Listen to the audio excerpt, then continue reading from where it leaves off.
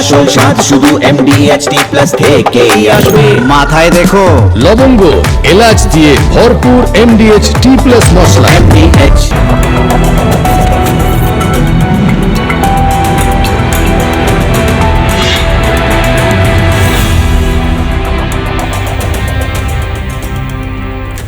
নমস্কার, আপনারা দেখছেন রিপাবলিক বাংলার, আপনাদের সঙ্গে আমি রয়েছি পায়েল। জেলার কোথায় কি ঘটছে দেখাবো জেলা সদরে।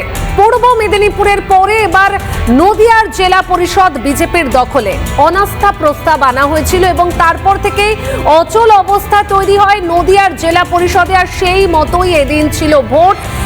উপস্থিত সদস্যরা প্রত্যেকেই বিজেপির দিকে ভোট দেন। তবে এই নির্বাচনের আগের পর্বে জেলা পরিষদের সহ সভাধিপতি তার ওপরে চলল ডিম থেরাপি। আর এই ডিম থেরাপির মুখে পড়ে বাধ্য হয়ে ফিরে যান তিনি।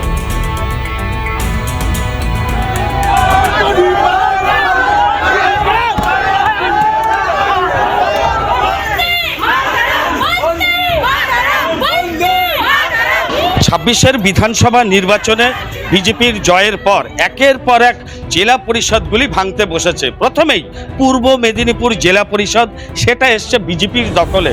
এর পাশাপাশি মুর্শিদাবাদ জেলা পরিষদ, সেখানেও আনা হয়েছে অনাস্থা। আর আজ সকাল থেকে ডিম থেরাপির পর এই নদিয়া জেলা পরিষদও জয়লাভ করল বিজেপি। পশ্চিমবঙ্গবাসীর জয়, জনগণের জয়, আমার মুখ্যমন্ত্রী শুভেন্দু অধিকারীর জয়, রাজ্য প্রেসিডেন্ট শ্রমিক ভট্টাচার্যের জয়, আমার 14টা MLA, আমার MP, আমার জেলা 2 জেলার আমার প্রেসিডেন্ট, সবার জয়। আমাদের জনগণ যেমন চাইবে উন্নয়ন, স্বচ্ছতার সাথে উন্নয়ন। এখানে মোট 52 আসন বিশিষ্ট জেলা পরিষদে এই জেলা পরিষদের তৃণমূল যারা জেলা পরিষদের সদস্য তারাই অনাস্থা এনেছিলেন। আর আজ ভোটাভুটির শেষে শেষ হাসি অর্থাৎ পদ্ম ফুটল নদিয়া জেলা পরিষদে। রাজ্যের মুখ্যমন্ত্রী শুভেন্দু অধিকারী তারই দেখানো পথে একের পর এক জেলা পরিষদগুলি ভাঙতে চলেছে। আর সেই জেলা পরিষদগুলিতে ফুটেছে পদ্ম। আজ নদিয়ার যে রানাঘাটের সাংসদ জগন্নাথ সরকার, তিনি এবং নদিয়া জেলার উত্তরের বিজেপি সাংগঠনিক জেলা সভাপতি অর্জুন বিশ্বাস দুজনেরই প্রচেষ্টায় এই জেলা পরিষদ তৃণমূলের হাত থেকে চলে এলো সরাসরি বিজেপিতে।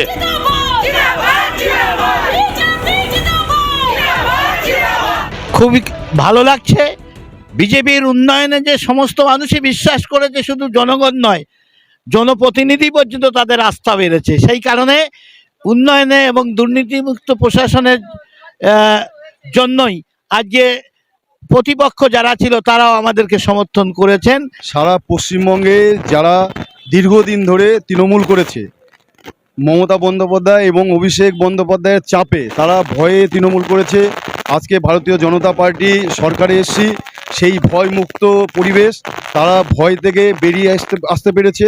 সেই কারণে আমাদের মোদিজি বলেছিলেন যে ভয় আউট ভরসা ইন, মানুষকে আমরা ভরসা যোগাতে পেরেছি।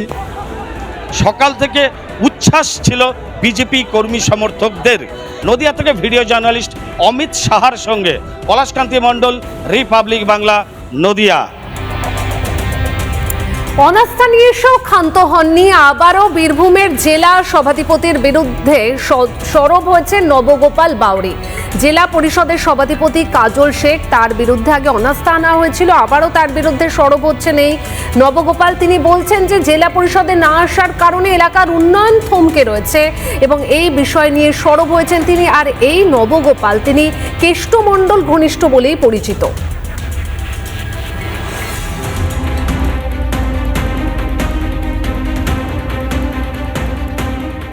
বীরভূম জেলা পরিষদের দলনেতা নবগোপাল বাউরি এবার সরাসরি অভিযোগ তুললেন জেলা সভাধিপতি কাজল শেখের বিরুদ্ধে। তার অভিযোগ যে জেলার উন্নয়ন থমকে গিয়েছে কাজল শেখ জেলা পরিষদে না আসার ফলে। বীরভূম জেলা পরিষদের কাজকর্ম বন্ধ। বিধানসভা নির্বাচনে যে রেজাল্ট হয়েছে সেই রেজাল্টের পর থেকে সভাধিপতি আর জেলা পরিষদে আসে না। সভাধিপতি যেহেতু জেলা পরিষদে আসে না, ফলে জেলা পরিষদের সমস্ত কাজকর্ম বন্ধ। বিভিন্ন ফান্ডের টাকা এসেছে উন্নয়নের জন্য, সেই ফান্ডের টাকাগুলো কোনো পরিকল্পনা দিতে পারছে না এবং খরচ করা যাচ্ছে না। আর তাই কাজল শেখকে সরানো ছাড়া কোনো উপায় নেই বলেই দাবি করছেন নবগোপাল বাউরি। অনুব্রত মণ্ডলেরই ঘনিষ্ঠ নবগোপাল বাউরি যেভাবে কাজল শেখের বিরুদ্ধে অভিযোগ করছেন তা থেকে রীতিমতো জল্পনা তুঙ্গে উঠেছে। যদিও এই নবগোপাল বাউরির নেতৃত্বে কিন্তু কাজল শেখের বিরুদ্ধে অনাস্থা আনা হয়েছে এবং সেখানে 19 জন সদস্য জেলা পরিষদের তারা স্বাক্ষর করেছেন। তখন যিনি অভিযোগ করছেন তিনিও কিন্তু সেই দলেরই জেলা পরিষদের সদস্য, আর জেলা পরিষদের সভাধিপতি একদিকে তিনি বিধায়কও। তিনি কেন কাজ করতে পারছেন না তার উত্তর তো তাকেই দিতে হবে। তিনি চেয়ারে বসে থাকবেন, মানুষের কাজ করবেন না, সরকারের টাকা আটকে থাকবে, জনগণের উন্নয়ন আটকে থাকবে, তার দায়িত্ব তৃণমূল কংগ্রেস এবং এই বিধায়ক এবং জেলা পরিষদের সভাধিপতি এবং জেলা পরিষদের সদস্যরাও। এই সরকার উন্নয়ন ছাড়া কিছু বোঝে না, আর আমরা উন্নয়ন চাইছি। ভিডিও জার্নালিস্ট কার্তিকের সাথে মনোরঞ্জন, রিপাবলিক বাংলা। আর এইবারে দুর্গাপুরের খবর দিয়ে আপনাদের। দুর্গাপুরে রক্ত বিক্রি চক্রের পর্দা ফাঁস। টাকার প্রলোভন দেখিয়ে ছাত্রদের থেকে রক্ত সংগ্রহ করা হতো, তারপর সেই রক্ত এবং প্লাজমা চড়া দামে পাচার করা হতো। আর দুর্গাপুরে এই ঘটনাকে কেন্দ্র করে শোরগোল। এমনও তথ্য সামনে আসছে যে অনেক ক্ষেত্রে পড়ুয়াদের বয়সও যাচাই করা হয়নি। রাজ্য জুড়ে রক্ত পাচারের যে চক্র, সেই চক্রর পর্দা ফাঁস হওয়া রেস কাটতে না কাটতেই দুর্গাপুরে একটা বড়সড় রক্ত পাচার চক্রের পর্দা ফাঁস হয়েছে। দুর্গাপুরের একটি বেসরকারি স্কুলের ছাত্রদের পয়সার লোভ দেখিয়ে দুর্গাপুরের এক নামকরা বেসরকারি হাসপাতালে নিয়ে যাওয়া হতো রক্ত দেওয়ার জন্য, এবং অভিভাবকরা এবং স্কুলের প্রিন্সিপাল যে অভিযোগটা করেছেন সেটা মারাত্মক। তারা যেটা বলছেন যে প্রত্যেকেই নাবালক। দেবপ্রিয় বলে একটা ছেলে আমার ছেলেকে কি সব বলে নিয়ে গেছে, ব্লাড নেওয়া করেছে, এখনো টাকা পয়সার লোভ টোপ দেওয়া এই করেছে। কেন বাচ্চাদের যে ব্লাড নিচ্ছে কেন জানাবে না গার্জেনকে? আতঙ্ক তো থাকবে, বাচ্চাটা এই বাচ্চা নিচে এখন আমার ছেলের নিচে আরো অন্য কারো নিতে পারে, নিশ্চয়ই গ্যাং আছে তো, নাহলে এইটুকু বাচ্চা ছেলের কিরকম করে কথাবার্তা দেখবেন যাকে ধরে নিয়ে এসেছি। এই বাচ্চা ছেলেগুলোকে এইভাবে পয়সার প্রলোভন দেখিয়ে কে বা কারা রক্ত দেওয়াতে নিয়ে যাচ্ছে বেসরকারি হাসপাতালে, এর একটা র্যাকেট কাজ করছে বলে তিনি অভিযোগ করেছেন। দুর্গাপুর আসানসোল পুলিশ কমিশনারেটের কমিশনার ডক্টর প্রণব কুমার যেটা জানিয়েছেন, তিনি অভিযোগটা পেয়েছেন, তারা তদন্ত ইতিমধ্যে শুরু করছেন। কালকে বেসরকারি স্কুল থেকে তার প্রিন্সিপাল কমপ্লেন করেছে, কি বলবেন এই বিষয়ে? একটা অভিযোগ আমরা পেয়েছি, তো আমরা ওটাকে ইনকোয়ারি করে দেখছি কি ব্যাপারটা আছে। এবং এই ঘটনায় যুক্ত থাকার অভিযোগে একজনকে আটক করা হয়েছে। আমার জেলার মধ্যে যদি এরকম ধরনের ঘটনা ঘটে, এটা অত্যন্ত ভয়ানক। 13 বছর, 14 বছর, 15 বছরের ছেলে মেয়েদের কাছ থেকে রক্ত নিয়ে তাদেরকে 300 টাকা দেওয়া হচ্ছে, আর যে নিয়ে আসছে তাকে 1000 টাকা দেওয়া হচ্ছে। এগুলো কোনো মতেই আমরা সহ্য করব না। স্ট্রিক্ট থেকে স্ট্রিক্টেস্ট পানিশমেন্ট হবে, এটুকু আপনারা ভরসা রাখুন। পুরো তদন্তটা করি, আমি পুলিশকে জানাচ্ছি, আমি প্রিন্সিপাল যিনি রিপোর্ট করেছেন তার সাথেও কথা বলবো, পুরো বিষয়টা তদন্ত হোক। কিন্তু এটুকু আপনাদের আশ্বাস দিতে পারি যে যারা দোষী হবে তারা কিন্তু খুব সাংঘাতিক পানিশমেন্ট পাবে। বলপূর্বক রক্তদান বা উপহারপূর্বক, দামি উপহারপূর্বক রক্তদান, লোভ দেখিয়ে লোভপূর্বক রক্তদান, এইগুলো আমাদের কাছে খবর এসেছিল বলেই বারবার আমরা বলেছি বেসরকারি রক্তদান প্রতিষ্ঠান যেগুলো আছে, রক্তের ব্লাড ব্যাংক প্রতিষ্ঠান, তারা বিরত থাকতে বলেছি। আমরা অনেক সংযত আছি, কারণটা হচ্ছে প্রত্যেকটি বেসরকারি ব্লাড ব্যাংকে কিন্তু কর্মসংস্থান দেওয়া হচ্ছে। আমাদের সামনে উৎসবের মরশুম আসছে, আমরা চাই না উৎসবের মরশুমের আগে কারুর কর্মক্ষেত্র বন্ধ হোক বা কর্মসংস্থান বন্ধ হোক। কিন্তু তাই বলে ভাববেন না আমাদের এই মহানুভবতাটা আমাদের দুর্বলতা।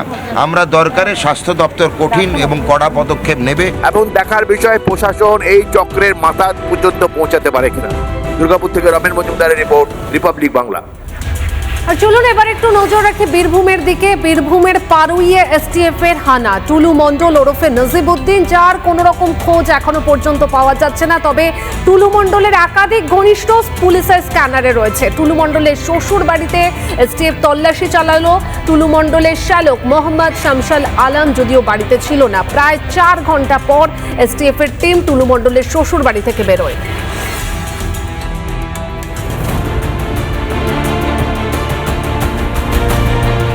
টুলু মণ্ডলের শ্বশুরবাড়ি বীরভূমে পাড়ুয়ে, সেখানে এসটিএফ এবং জেলা পুলিশের টিম প্রায় 4 ঘন্টারও অধিক সময় ধরে তল্লাশি চালায়। প্রথমে তার কর্তব্য শালকের বাড়িতে যায়, সেখানে তল্লাশি চালায়, তারপর তার শ্বশুর বাড়ি অর্থাৎ টুলু মণ্ডলের শ্বশুর বাড়ি, সেখানে তল্লাশি চালায়। দীর্ঘক্ষণ তল্লাশি চালানোর পর কিন্তু বেরিয়ে গেল এই টিম। এদিকে নিয়ে আসা হয়েছিল মেটাল ডিটেক্টর, সেটা দিয়েও কিন্তু বিভিন্ন জায়গাতে তল্লাশি করা হয়েছে। যেটি টুলু মণ্ডলের শ্বশুর তিনি জানাচ্ছেন যে তার বাড়ি থেকে কিছুই পাওয়া যায়নি এবং তাকে নীল সিজার দেওয়া হয়েছে, সিজার লিস্ট দেওয়া হয়েছে বলে তিনি দাবি করছেন। এবং তিনি এটাও জানাচ্ছেন যে টুলু মণ্ডল বা তার মেয়ের সাথে, মানে তার স্ত্রী অর্থাৎ টুলু মণ্ডলের স্ত্রী এবং তার মেয়ের সাথে তাদের কোনো কথা হয়নি। ওরা খবর নিয়ে দেখলো যে সমস্ত ঘর বাড়ি আলমারি ফার্মারি সমস্ত গদি ফদি উল্টি ভাষা সব দেখে চুরমার করে দিয়েছে, সব দেখে নিয়েছে, কোনো কিছু পাইনি। মেয়ের সাথে আমার কথা হয় নাই, জামাইয়ের সঙ্গেও আমার কথা হয়নি। সব মিলিয়ে প্রায় 4.5 ঘন্টার মতো সময় কিন্তু এসটিএফ পাড়ুয়ে ছিল এবং তারা ম্যারাথন জিজ্ঞাসাবাদ করেছে, দফায় দফায় বিভিন্ন জনকে জিজ্ঞাসাবাদ করেছে এবং তারপর কিন্তু এই জায়গা থেকে তারা বেরিয়ে যায়। পাড়ুই থেকে ভিডিও জার্নালিস্ট কার্তিকের সাথে মনোরঞ্জন, রিপাবলিক বাংলা। তৃণমূল আমলে আসানসোল পুরসভার কমিউনিটি হলের যথেচ্ছ অপব্যবহার হয়েছে, তবে বদলের বাংলায় পট পরিবর্তন। এবার থেকে কমিউনিটি হলে ঝুলবে তালা, অনুমতি নিয়ে ফি জমা দিলে তবেই সাধারণ মানুষ কমিউনিটি হল ব্যবহার করতে পারবেন, জানালেন পুর ও নগর উন্নয়ন মন্ত্রী অগ্নিমিত্রা পাল।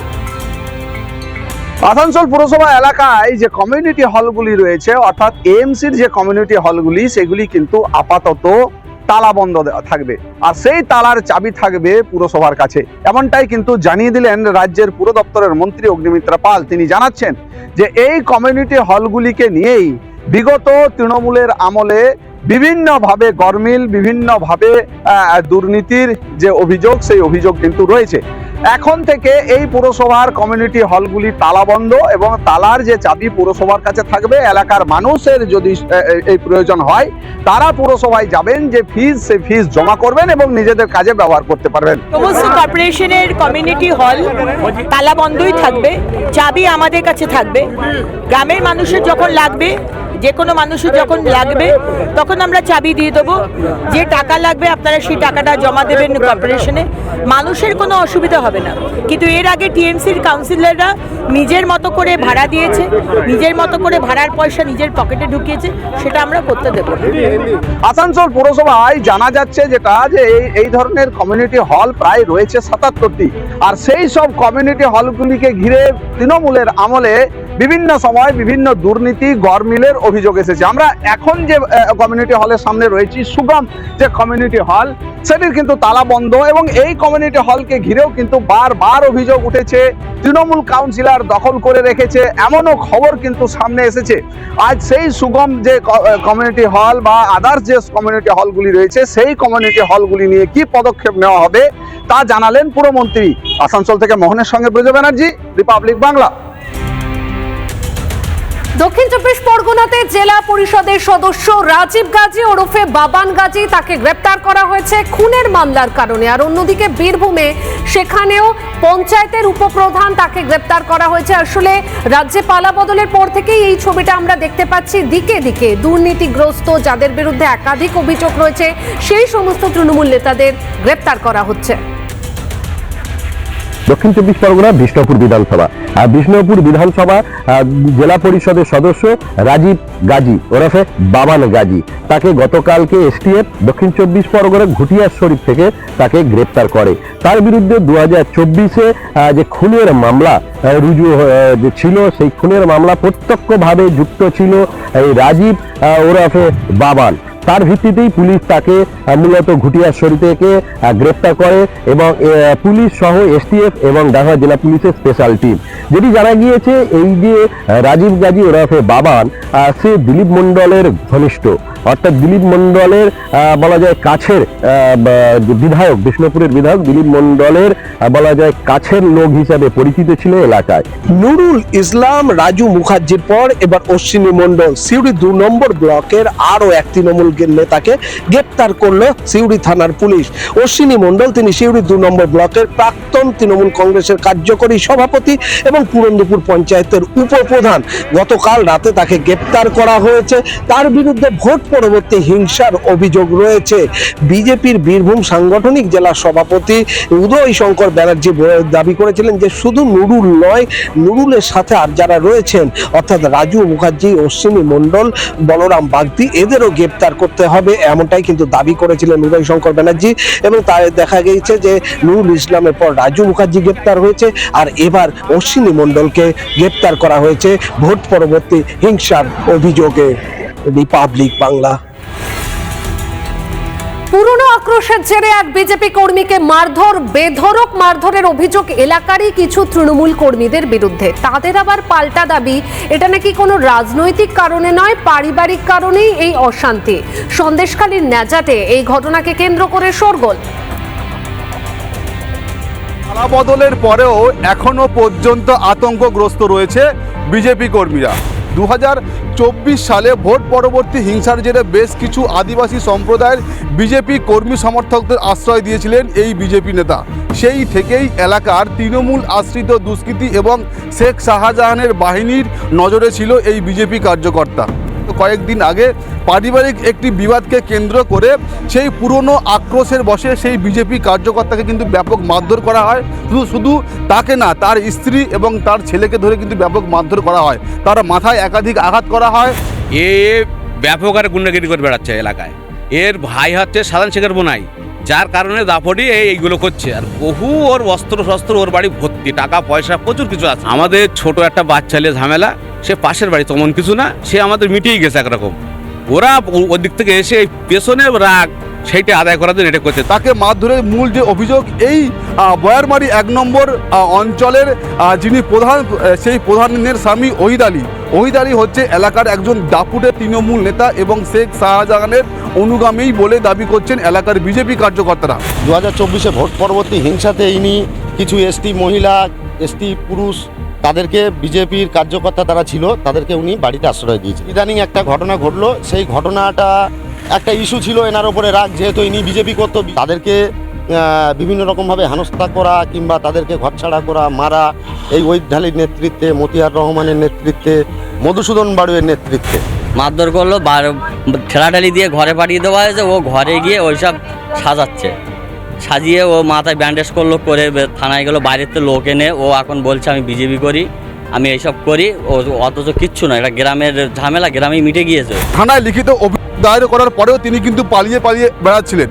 আজকে বেশ কিছু বিজেপি কার্যকর্তারা আহত সেই বিজেপি কার্যকর্তাকে নিয়ে তার বাড়িতে এসেছেন, তাকে ফিরিয়ে দেওয়ার জন্য। এখন এই ঘটনার পর পুলিশ প্রশাসন কি ব্যবস্থা নেয় এই সমস্ত তৃণমূলের দুষ্কৃতীদের বিরুদ্ধে, সেই দিকে তাকিয়ে রয়েছে গোটা সন্দেশখালীর বিজেপি কার্যকর্তা থেকে শুরু করে আহত এই বিজেপি পরিবারের সদস্যরা। সন্দেশখালী থেকে অর্ণব মৈত্র, রিপাবলিক বাংলা।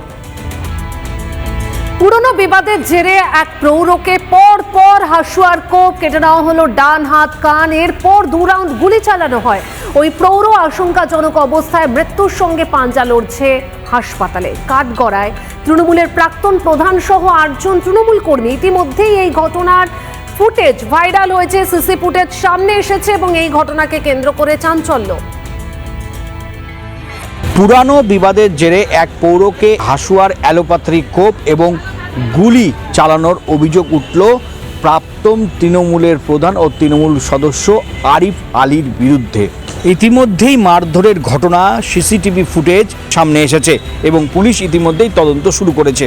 ঘটনাটি ঘটেছে কালিয়াচকের সুজাপুর এলাকায়। আমার স্বামী বললো যে পেঁপের গাছে বীজ দিব, 9টা বাজছিল, 2টা বালতি আর একটা বোতল নিয়ে যাচ্ছিল।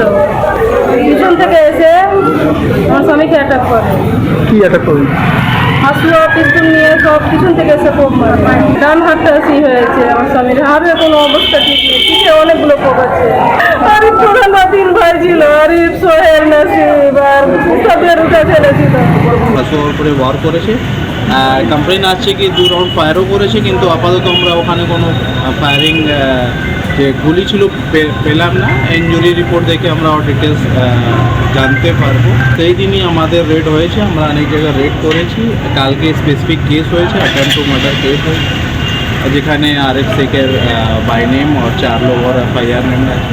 ইসরাফিল শেখ দীর্ঘদিন আগে এই তৃণমূলের প্রাক্তন প্রধান ও তৃণমূলের যিনি সদস্য যে আরিফ আলী, তার সঙ্গে একটা বচসা হয় এবং সেই সময়ও এই ইসরাফিল শেখ পৌর এই বিষয় নিয়ে সংশ্লিষ্ট কালিয়াচক থানায় লিখিত অভিযোগ করে এবং অভিযোগ করার পর থেকেই আরিফ আলী এই অভিযোগটিকে তুলে নেওয়ার জন্য একটা চাপ সৃষ্টি করে। এই ইসরাফিল শেখকে প্রথমে মালদা মেডিকেল কলেজ হাসপাতালে নিয়ে আসা হয় এবং তারপর সেখান থেকেই তাকে কলকাতাতে রেফার করা হয়। বর্তমানে সেখানে চিকিৎসা চলছে এবং এই ঘটনায় রীতিমতো অভিযোগ করা হয়েছে কালিয়াচক থানায়। রীতিমতো পুলিশ ইতিমধ্যেই তদন্ত শুরু করেছে। মালদা থেকে দীপঙ্কর গোস্বামী, রিপাবলিক বাংলা। টানা ভারী বৃষ্টি কোচবিহারে, আর এর জেরে নদীর জলস্তর বৃদ্ধি পেয়েছে একাধিক এলাকা। কোচবিহারের শহর ও শহর সংলগ্ন একাধিক এলাকা জলমগ্ন, বাড়ির ভেতরেও জল ঢুকে গেছে। আর স্থানীয়রা তারা অভিযোগ করছেন বেহাল নিকাশি ব্যবস্থা, এই কারণেই একাধিক এলাকা জলমগ্ন। দুদিন বৃষ্টির জেরে কিন্তু জলমগ্ন পরিস্থিতি কোচবিহার জেলায়।